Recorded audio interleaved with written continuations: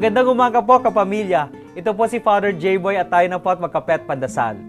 Nagiging ugali na ng marami ang ikumpara natin ang ating sarili sa iba. Dahil dito, naiinggit tayo sa anumang meron ng iba at di natin nakikita ang meron natin na wala sa iba. Kapag ang tanging nais natin ay maging tulad ng iba, mahirap tayong umusad. Gusto natin ng magarang sapatos o bag sa pasukan, o mamahaling notebook at marangyang baon para di tayo mapahiya sa ating mga kaklase, kahit said na ang ating bulsa. Ngunit ang problema sa pagkukumpara, nagsisimula tayo sa wala, kaya walang kahihinatnan ang ating pangarap.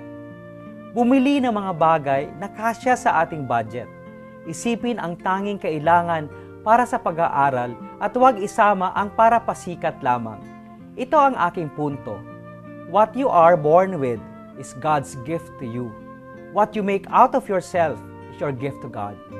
Ibig sabihin, simula tayo sa kung anong meron tayo. Tingnan kung ano-ano ang mabuti sa atin at doon magsimula. Sabi ng mga pilosopo, the first step to knowledge is to know that one does not know. Tanggapin na tayo'y walang alam upang matuto.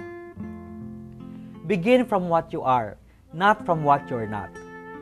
Mga kapamilya, manalangin tayo sa ating Panginoon na huwag ikumpara ang ating sarili sa iba, ngunit mas makita at mabigyan ng halaga ang mabuti at biyaya sa atin. Magandang umaga po.